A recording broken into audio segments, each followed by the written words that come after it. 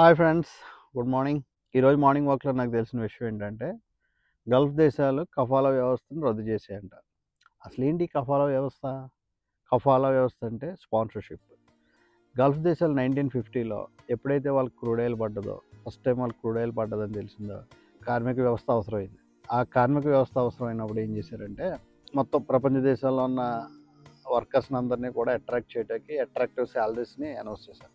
Announce చేసినప్పుడు అన్ని దేశాల నుంచి కూడా గల్ఫ్ దేశాలకు వెళ్ళటం స్టార్ట్ చేశారు. మన ఆంధ్రాలో ఉన్న కోస్తా జిల్లాలు కానీ, తెలంగాణలో కొన్ని పల్లెటూరు నుంచి కానీ, కేరళ నుంచి కానీ, బంగ్లాదేశ్, పాకిస్తాన్, ఇంకా వేరియస్ కంట్రీస్ నుంచి అందరూ వెళ్ళి దుబాయ్ అంటే గల్ఫ్ కంట్రీస్లో వర్క్ చేయటం స్టార్ట్ చేశారు. వర్క్ చేయటం స్టార్ట్ చేసిన తర్వాత ఏమైందంటే వాళ్ళకి స్థిరమైన కార్మిక వ్యవస్థ కావాల్సి వచ్చింది. స్థిరమైన అంటే కొంతమంది 6 నెలలకి, సంవత్సరానికి అటు ఇటు మారిపోవటం కానీ, లేకపోతే స్టేబుల్గా ఉండకపోవడం ఇలాంటివి ఉంటాయని చెప్పేసి కఫాలా వ్యవస్థను తీసుకొచ్చారు. ఆ కఫాలా వ్యవస్థలో మెయిన్ థింగ్ ఏంటంటే వాళ్ళు ఎటు వెళ్ళటం ఉండదు. ఈ ఎటు వెళ్ళటం ఉండకపోవడం వల్ల వాళ్ళు స్టేబుల్గా వచ్చాక వర్క్ చేసుకుంటూ ఉండేవారు. పోను ఏమైందంటే 1960s, 70s టైంకి ఆ కఫాలా వ్యవస్థ ఏమైందంటే అది ఒక డిక్టేటర్షిప్ లాగా తయారైంది.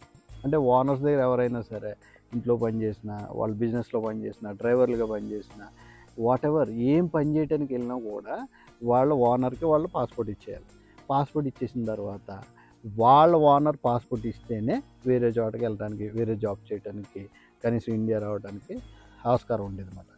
ఓనర్లు పాస్పోర్ట్ ఇవ్వకపోతే ఈవెన్ వాళ్ళ ఇంట్లో ఎవరైనా చనిపోయినా కూడా వీళ్ళ ఇంటికి రావడానికి లేదు. అలా బానిసత్వం స్టార్ట్ అయింది. ఆ కఫాలా వ్యవస్థ అంటే ఈ వెళ్ళే కార్మికులందరూ కూడా చాలా ఇబ్బంది పడటం స్టార్ట్ చేశారు.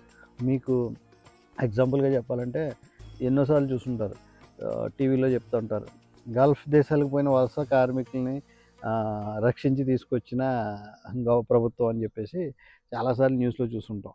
దానికి కారణమే ఈ కఫాలా వ్యవస్థ. ఈ కఫాలా వ్యవస్థని సౌదీ అరేబియా దేశం రద్దు చేసింది.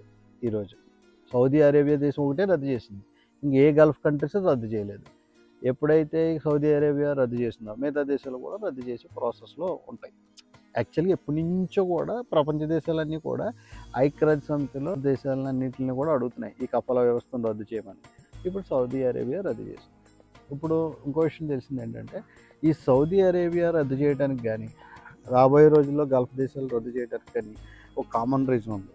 ఆ రీజన్ ఏంటంటే ఇప్పుడు సౌదీ అరేబియాలో ఆల్మోస్ట్ క్రూడ్ ఆయిల్, ఈ ఆయిల్స్ అన్నీ తగ్గిపోతున్నాయి.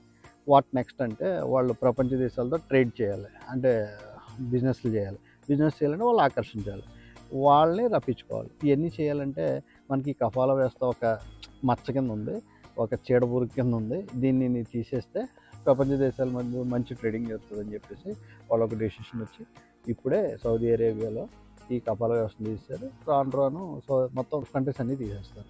సో అంటే ఈ విషయం నాకు తెలిసి మనకు తెలిసిన వాళ్ళు ఎవరైనా గల్ఫ్ వెళ్తే ఆ గల్ఫ్లో కూడా పెద్ద హైయర్ పొజిషన్లో ఉన్న సాఫ్ట్వేర్ ఎంప్లాయీస్, ఎక్కువ శాలరీస్ ఉన్నవాళ్ళు కాదు. నేను చెప్పి ఏంటంటే దిగువ మధ్య తరగతిలో నుంచి వెళ్ళిన చాలామంది కార్మిక వ్యవస్థ కింద, ఫర్ ఎగ్జాంపుల్ డ్రైవర్లు కానీ, ఇంట్లో పనిచేసే వాళ్ళు కానీ, వర్కర్స్ కానీ, ఈ టైప్ వాళ్ళు మాట.